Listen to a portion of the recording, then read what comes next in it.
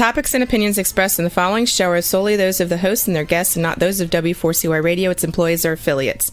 We make no recommendations or endorsements for radio show programs, services, or products mentioned on air or on our web.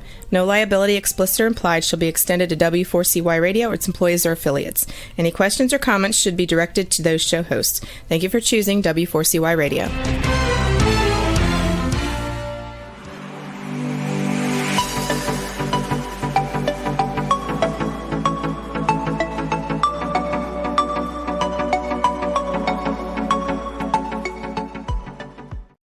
Well, hello and welcome. Happy New Year already, just around the corner. What a year this has gone so fast, and happy day after. I trust you had a very enjoyable Christmas time with your friends and your family especially. And, it was interesting as, I just observe the conclusion of this year. I mean, just, I guess up to date now, we've done something like almost 150 television interviews with these great guests that we've been honored to have on the show to, bring to you some clarity and understanding. And hopefully what we've been able to do is motivate you to own your own knowledge, as you've heard me say time and again, because I think that's the challenge. Today's media is such that you don't know who to trust. And I don't blame you. I think that we need to, continue to move forward quite skeptically because of all these influences that have come in that want us to think like them. As has been said before, if there are two people in the room with the same thought, then one is unnecessary. This is why freedom of expression and freedom of speech is so important, not because of it minimizing redundancy, but also it minimizes that group thought and that group movement that really isn't very progressive, though progressives will tell you, it's funny how they hijack the language, right? And say, oh, we're being progressive. Well, are you really? When you stifle speech and when you want everybody marching to your drumbeat. I mean, the beauty of this country is that we do have freedom. We have liberty, God-given freedoms and liberty. And we're going to talk more about that specifically in a few moments. But, for the moment, when you assess the conclusion of this year, are we better off at the end of the year than what we started? Or are we going into 2024 in much the same way as we started 2023? Maybe things are a little bit better. Arguably, some would say the economy is not much better. I mean, the polling really demonstrates the pain that a majority of Americans are dealing with here in America alone. But it's not only just here in America. When you understand, and if you've done any kind of investigation as to what's happening overseas and in other countries, it's interesting. I mean, this is a universal ailment. I don't know that any one country specifically is doing well, although India might say, well, we're doing a little bit better. Our GDP is up. We're putting a lot of pressure on China right now. China, obviously, they're threatening China because China's now taking stabs at India. So just some interesting developments there. And meanwhile, China's economy is languishing.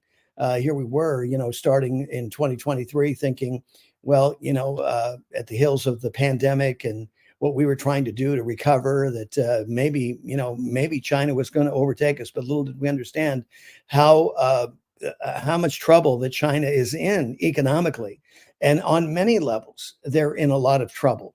I would even say in a spiritual context as well. And again, we'll touch on that in just a few moments. But here in this country, as we wrap up this year, again, I cannot thank our guests that have been so faithful to come on the show to commit this kind of time that it takes in order to have this conversation. But they do it in your interest. I want you to know that.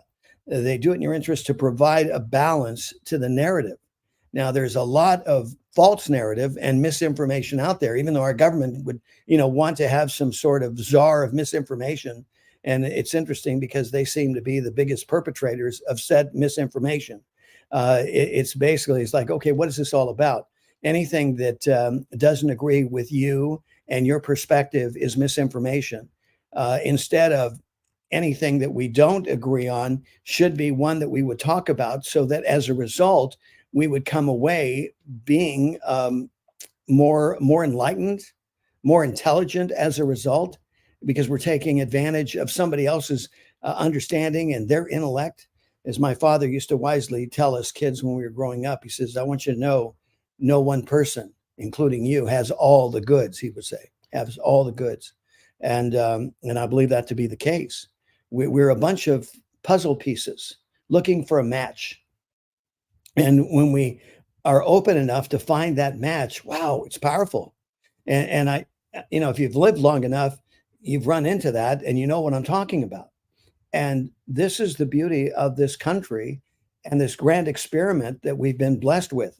And there's no doubt that it has not been a perfect union. We were to strive for it. It was an ambition. It was a goal to have a more perfect union.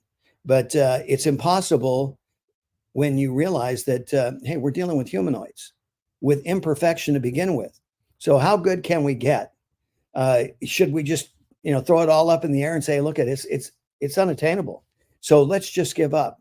Or do we, for the sake of our faith, for the sake of our families, for the sake of, of hoping that we can do it, especially when you look at this rich history of this country where, again, not that we've been perfect, but look at what we've been able to accomplish.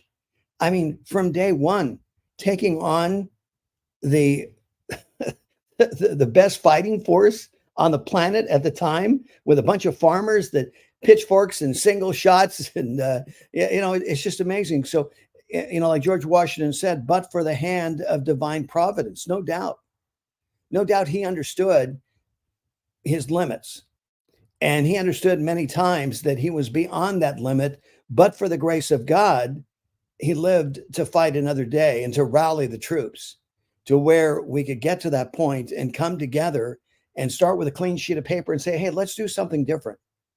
What can we do here different? And again, the driving force in all that was the Pilgrims who initially came here in the 1600s as an answer to prayer, asking God, can there be a place?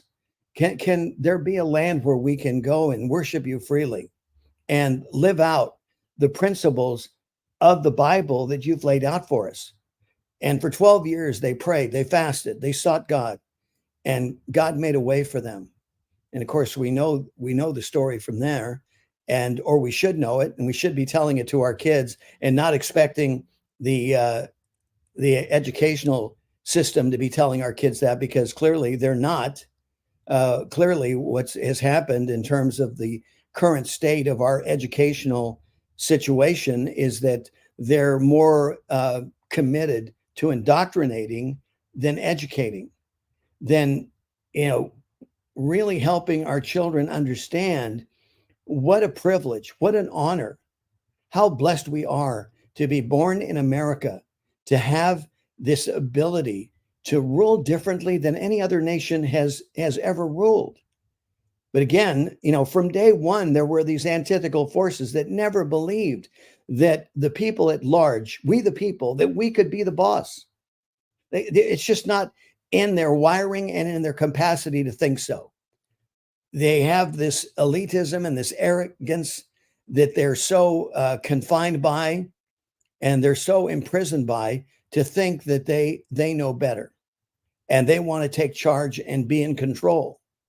And we know who they are. I mean, it's not just politicians. You run into them at work, or in your daily lives, you run across them, and it's kind of sad. But the fact of the matter is that there are many out there who think like that. Unfortunately, they seem to gravitate, because birds of a feather flock together, and they seem to gravitate in the bureaucracy in our government today.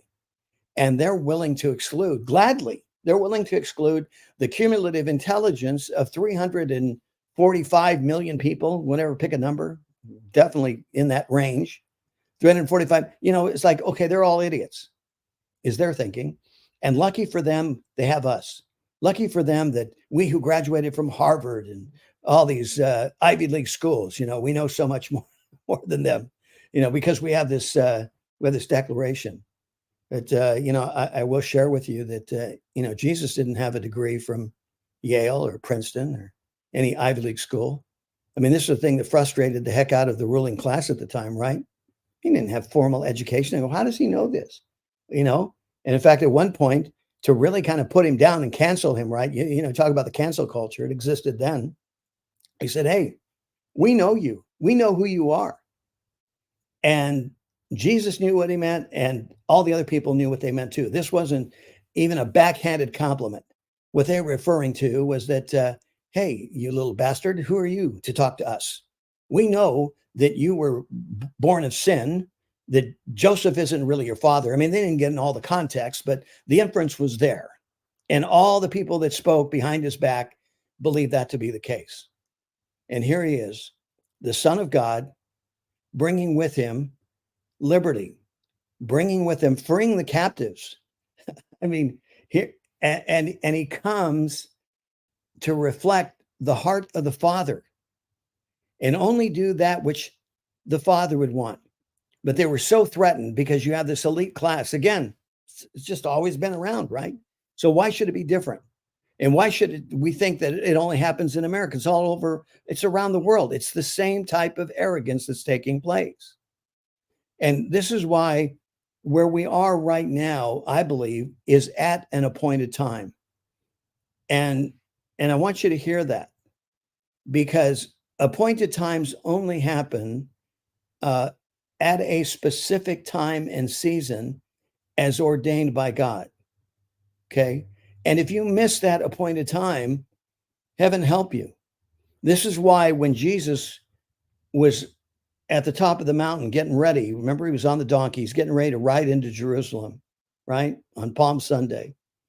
And here the people are laying down palms and they're, praising him.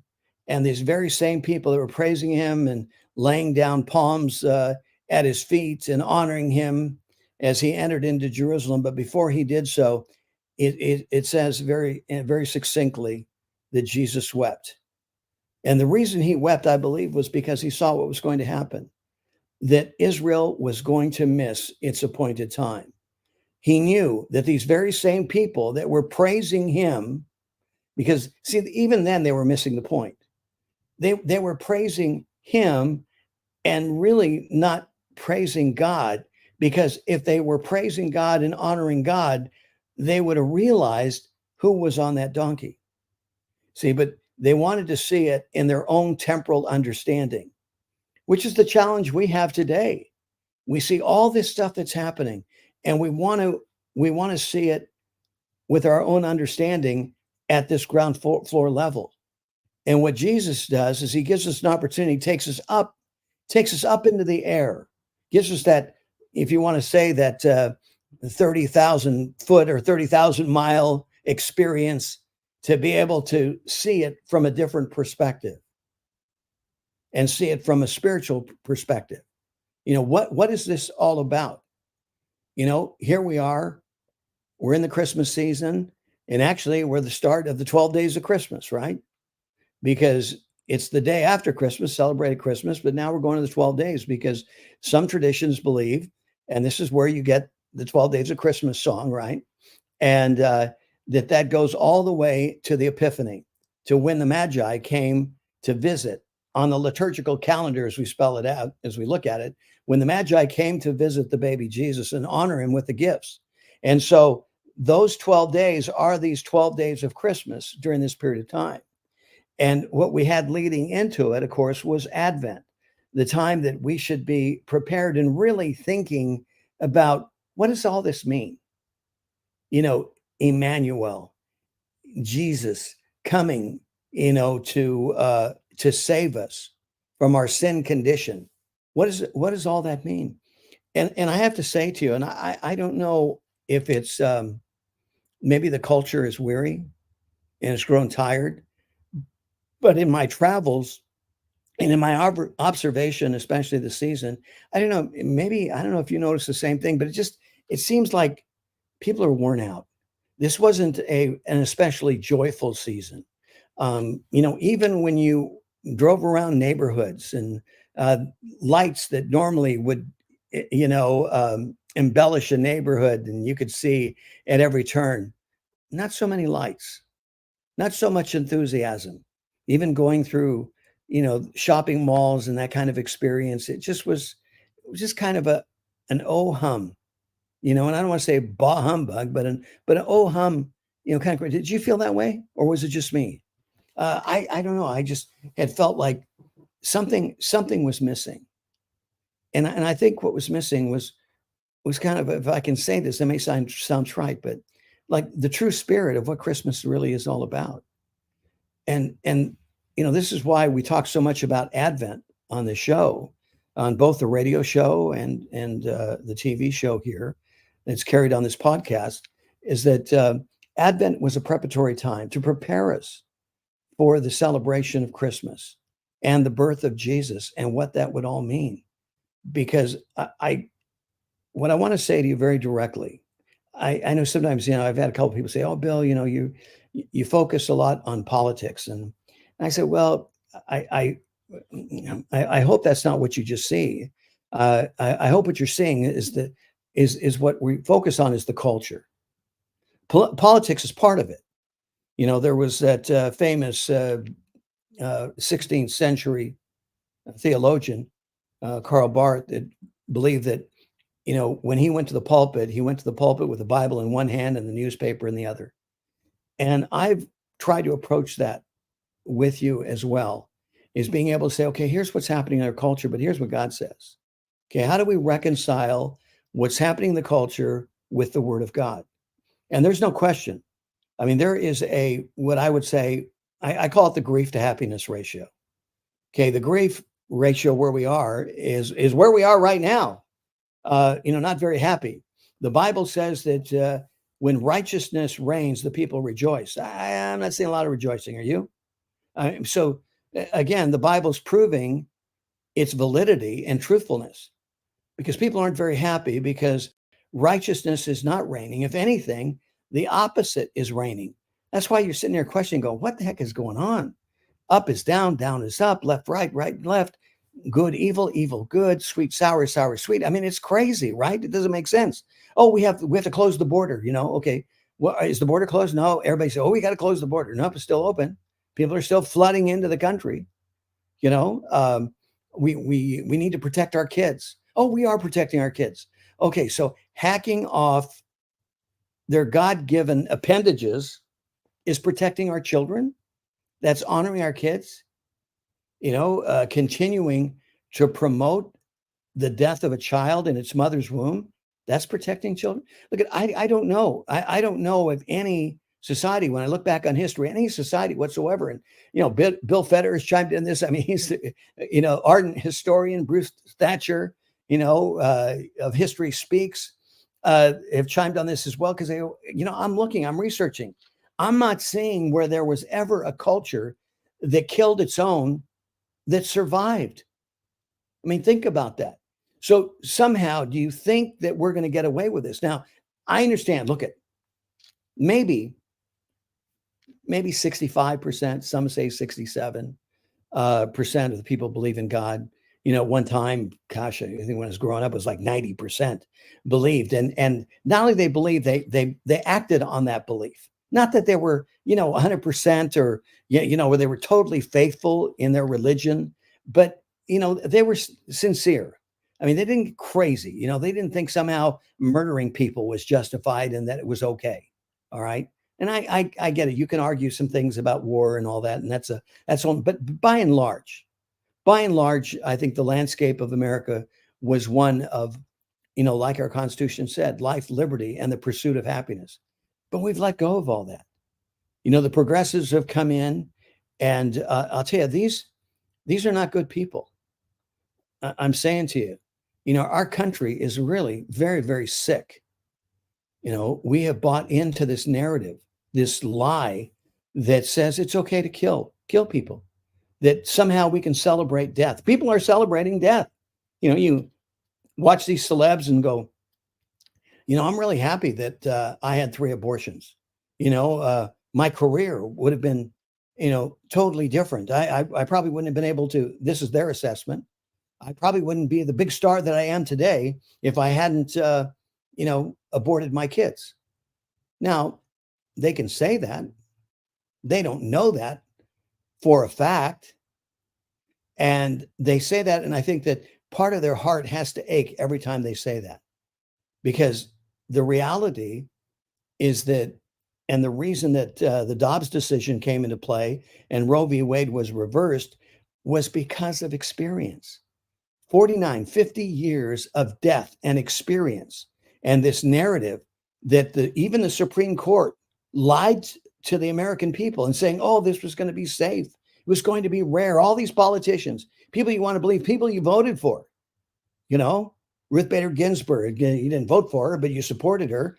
Hillary Clinton, Nancy Pelosi, all said, oh, no, this is great women's rights. It's all about your redevelopment rights. And, my goodness, I mean, this big lie. But meanwhile, the women who experienced the not so safe and not so rare abortion process are living to testify against this big lie.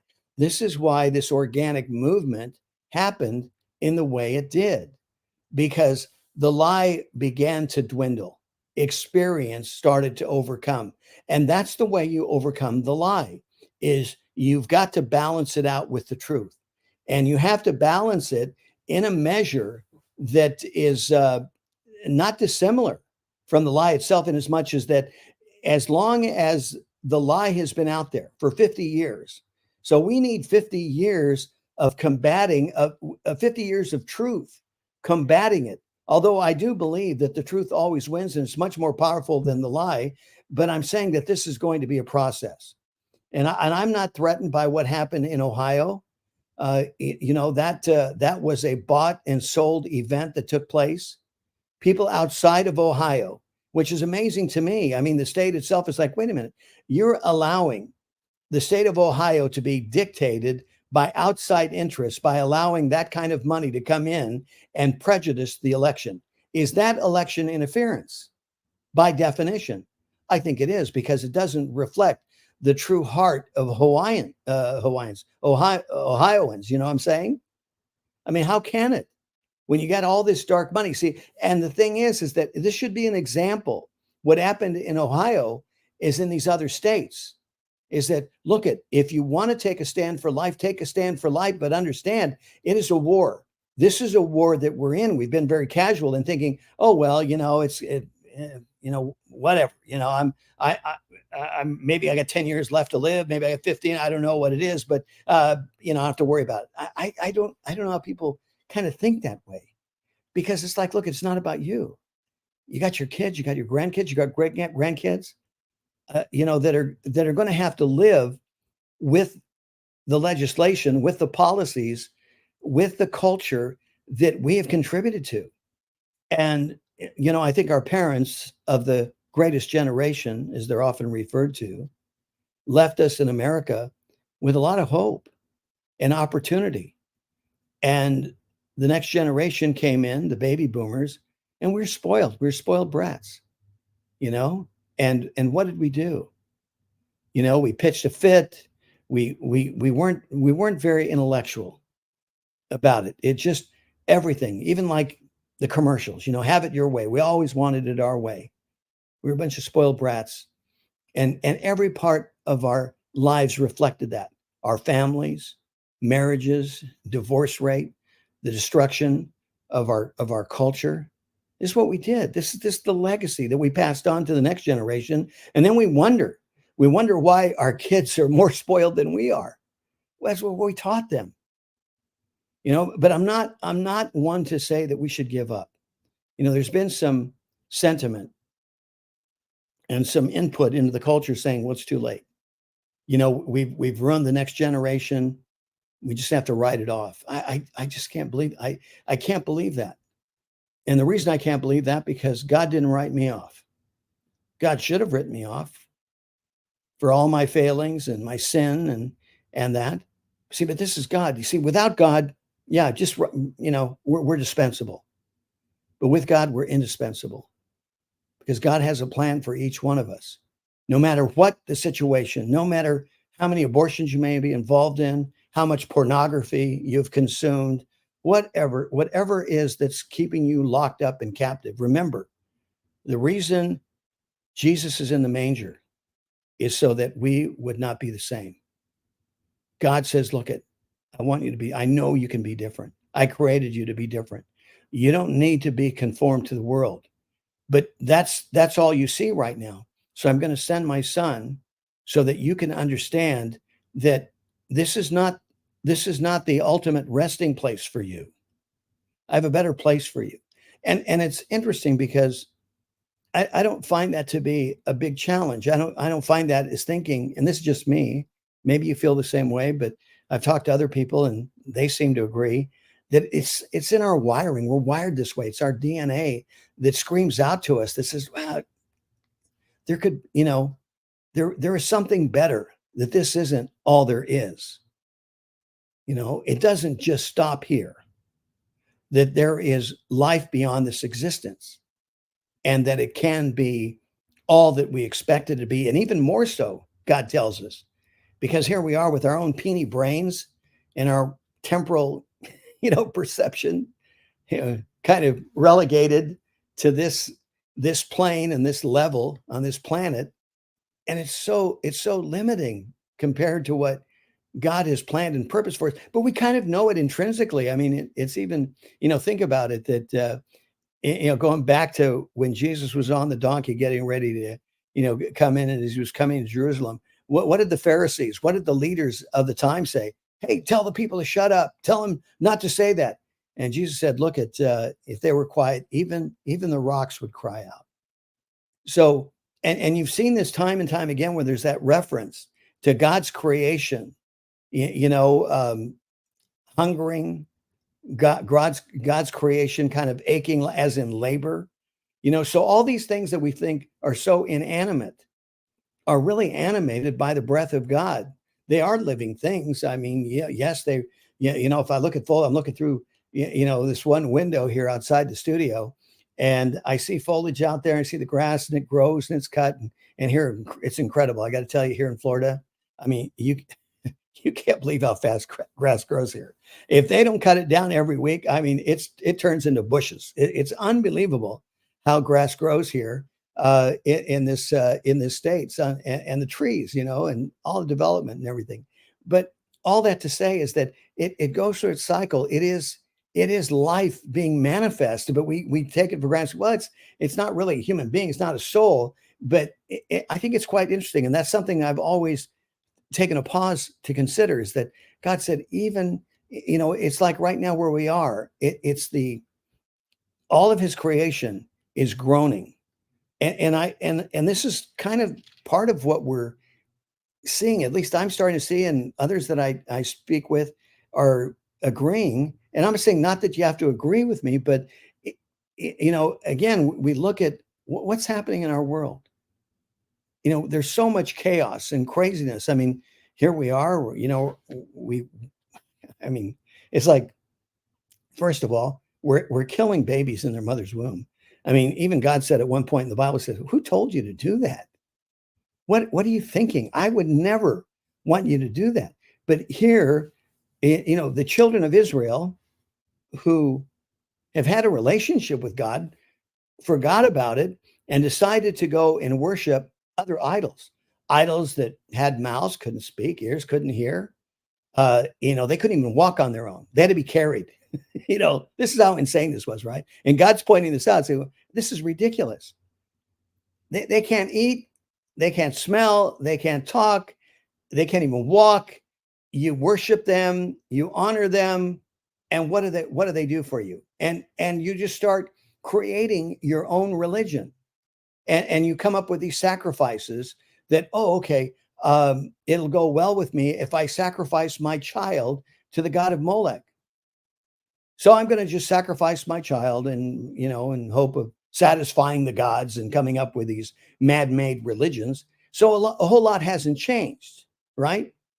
Because here we are, we have modern day idols that we worship, all to replace God. And this is the issue. And so this is the grand exchange that has taken place, even in this culture today.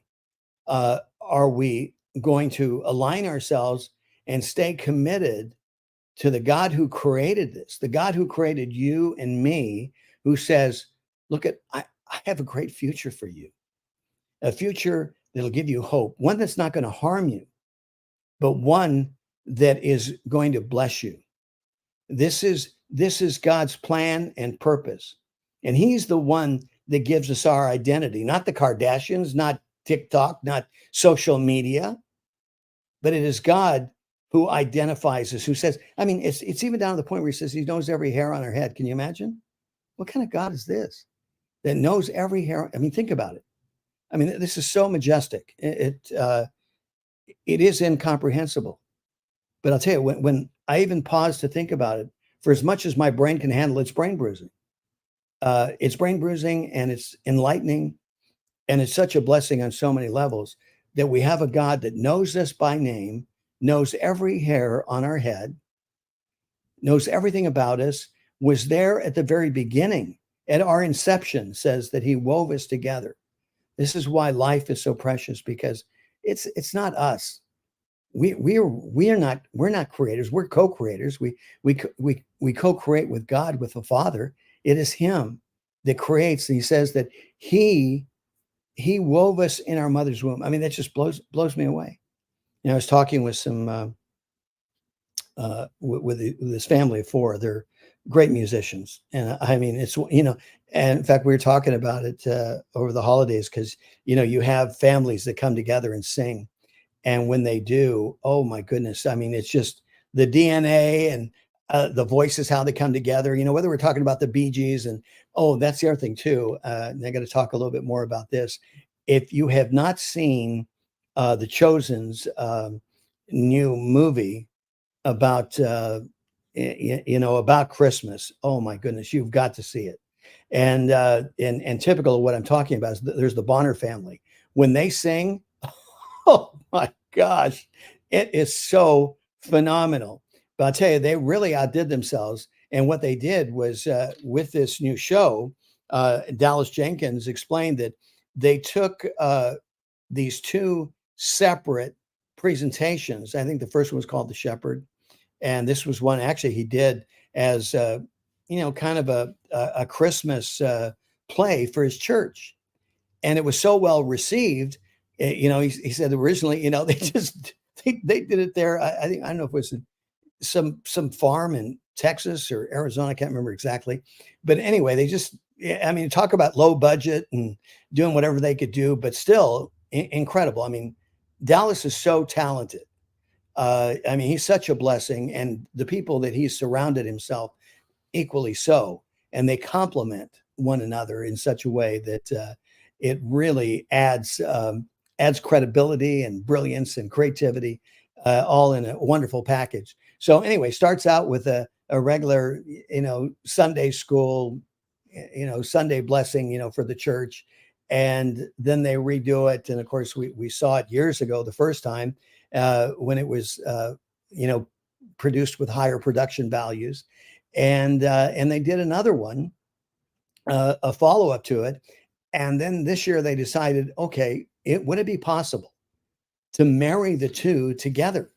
And the team thought, wow, yeah, we could do that. Dallas wasn't sure, and I don't blame him. I mean, because he's looking as these two separate projects and going, how do they, you know, how can we pull this together? I mean, there's different times, you know, in some cases, maybe a different writer, the same director. I mean, Dallas was still there, but still, this was going to be an incredible job. Well, I'm tell you, they outdid themselves. They really did. This is just such a blessing. So if you have not seen it, check it out. For those of you that have the app, make sure you get the app for The Chosen, because the fourth season is coming up, by the way. But you're going to be blessed with this presentation, this Christmas presentation. I'll tell you, it was, to me, it was one of the highlights of this Christmas season. And I was so blessed, and I passed that on to you. But this is, you see, this is the God we serve, the God that continues to create and promote life. And the opportunity that we have is to co-labor with God, is to be in alignment with his purpose, with life as he's defined it, not as the world has defined it, but as God has defined it. This is why in the Jewish faith, you know, l'chaim, you know, life is the heartbeat, the very heartbeat, the blood that circulates through all of us. And what has happened here in America, especially in the modern West, is that we've abandoned the significance of life. And we're going to pay a price. We're already paying a price for it. We just don't know it. Some of it is unseen.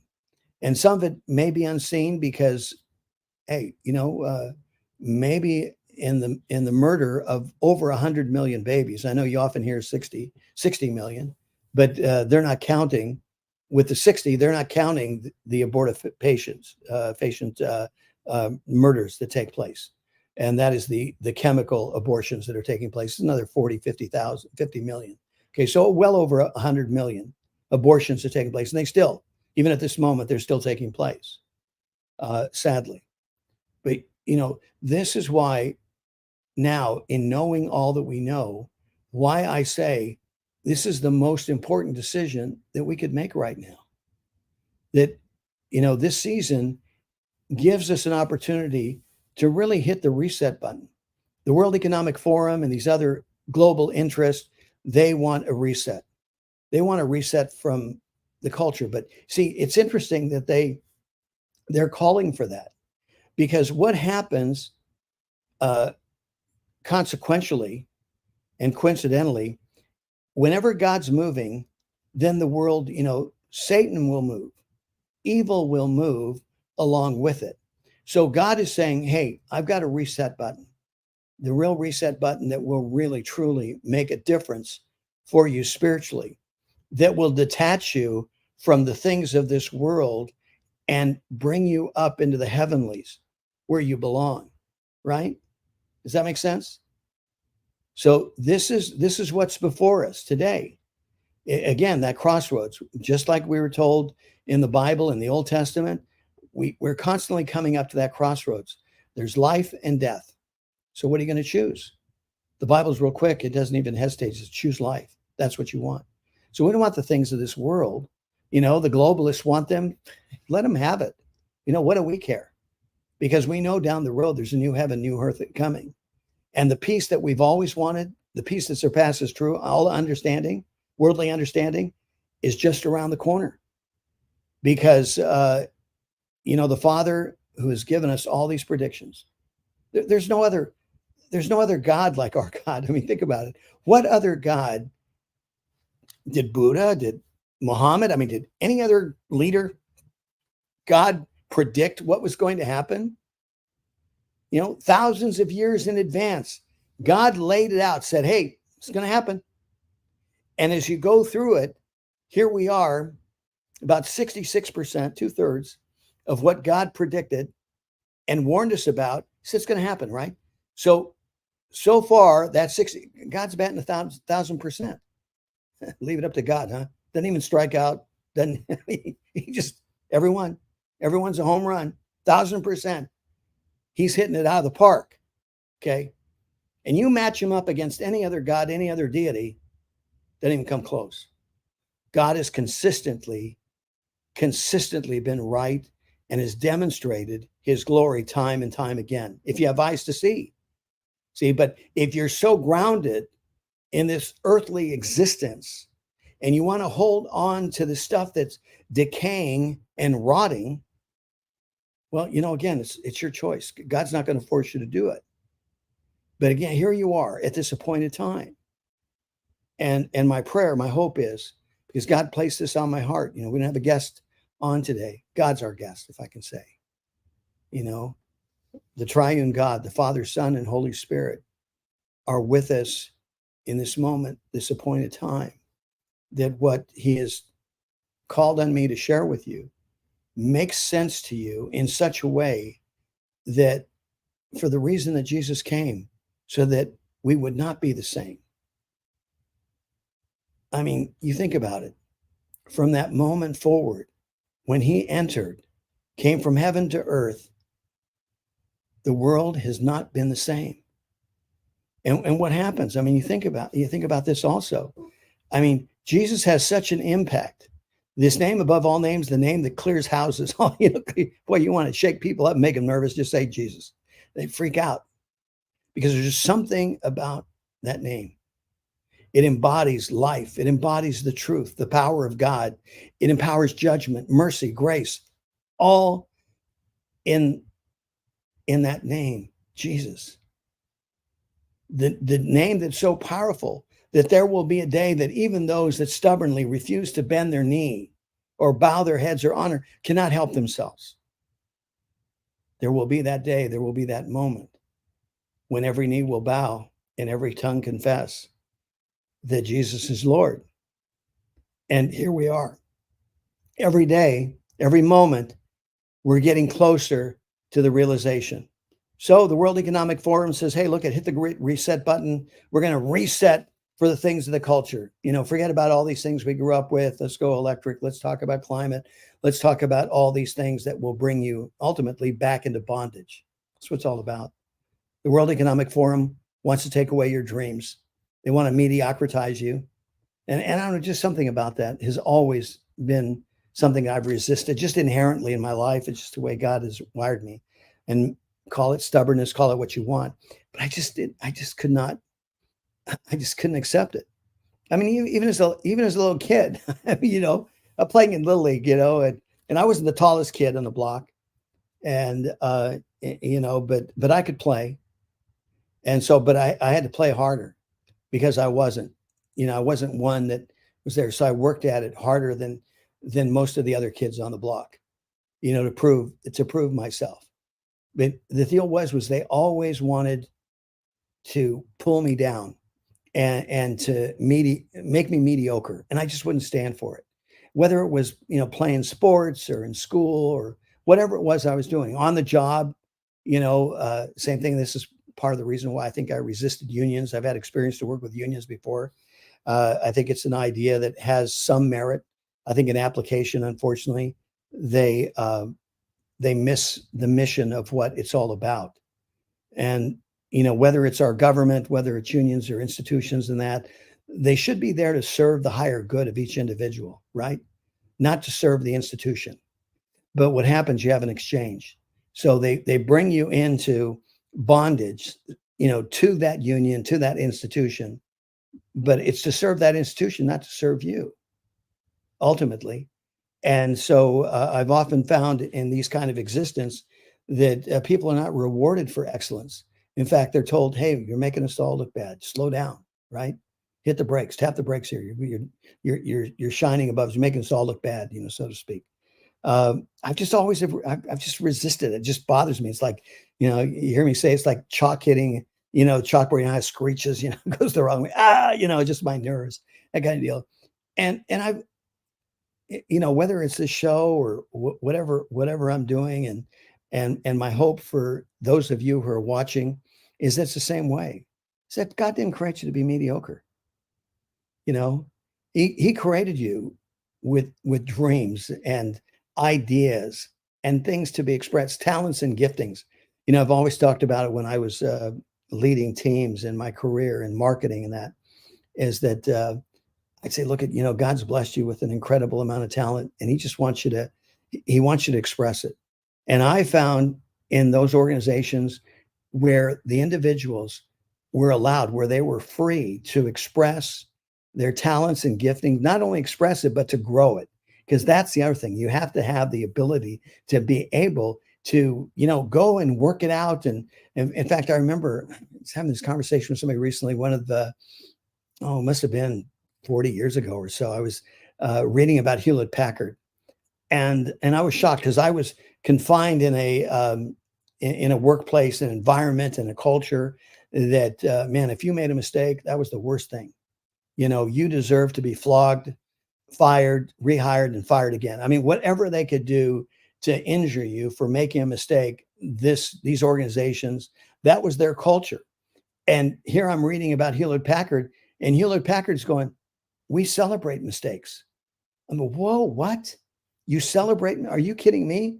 I go, that's the kind of culture, that's the kind of business I want to work in and work around with people like that and leadership that embraces mistakes, because mistakes mean you're trying, you're doing something, and you learn from it. I mean, the great inventors, what did they learn? Not from every success, but from every failure, right? Time and again, you read stories of how many failures it took before success occurred and what they learned along the way. It was just incredible. See, but in some cultures and some institutions, it's like a shame on you for making a mistake. But again, I think it's limiting. But when you're able to go out there and work at it, and work through it. It is, it really is a blessing. And I was encouraged here recently with an Oswald Chambers reminder about even, like even in the situation, honestly, what I'm doing here today and what I've been doing, for the last 15 years, because this has been quite a change, for me. Years ago, I was a radio personality in Los Angeles, playing records, working at top radio stations, and had a great career, had a lot of fun. But, that's being a juvenile. And I went into my own business and ended up thinking, okay, maybe I need to go back to and finish my studies. So I went back to Bible college and got my degree and felt like God was calling me into full-time ministry. I thought, okay, well, this makes sense. This is really at my heart. I mean, I will share with you, even when I was in high school, I really thought I was going to go into the Maryknoll Seminary and be a missionary priest. So it wasn't that far flung. I thought, okay, well, God's bringing me back and he's forgiven me for all my knuckleheadedness. And he's given me this opportunity, go and get involved in ministry.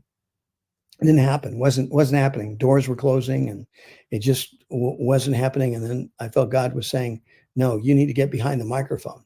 I go, well, I don't want to go and play music. I mean, I don't want to do that and take dedications and, I think there's more to it. And he goes, oh yeah, there is more.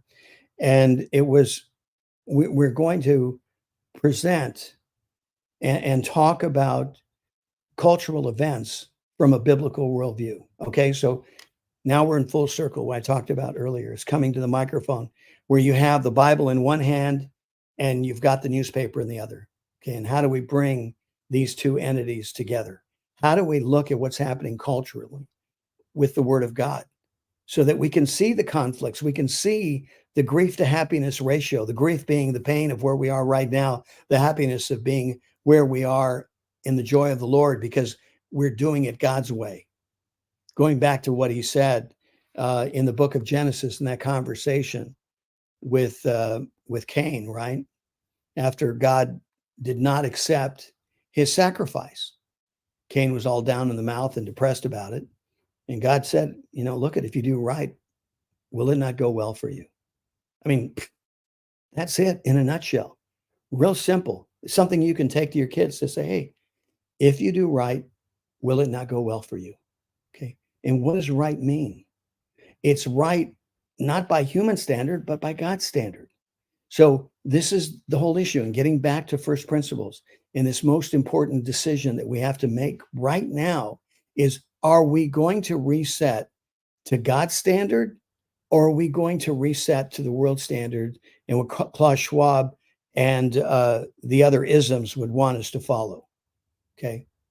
Just because they're leading a parade doesn't mean that we need to get in that parade. Okay. We have the freedom to resist. This is the nature of America. This is the nature of that light on a shining hill, is that we have been a light of resistance and an example to the world, saying you don't have to do it the way the isms, the communists or the Marxists or the globalists say, because that's not our standard. Our standard is God's standard. If we do right, will it not go well? That's my prayer for you for this coming year, is that you would learn what right is, what's righteous. I remember when we were kids growing up, that was the thing. Everything was righteous, right? Because always, oh, that's so righteous. Little did we know. But here it is. It's come back and it's like, okay, not righteous by the world's terms, but by God's terms. Okay, if we do right, if we do it God's way, will it not go well for us?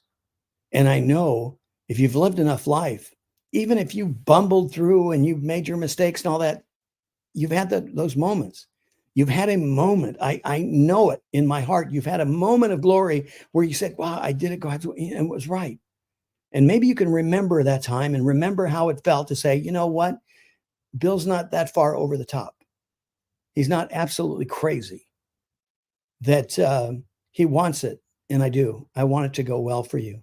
More than well in this 2024, because this is going to be it's going to be a challenging time, an interesting time, And I think it's also going to be a blessed time for all of us that choose to do right and see if God didn't mean what he said when he said that it will go well with you. Hey, thanks again for being with us. You guys are so awesome. I so appreciate you. I just pray that God would continue to bless you and to make his face shine upon you and be gracious unto you, and that you may realize his peace in a grand sort of way. Be blessed. Thank you so much for being with us.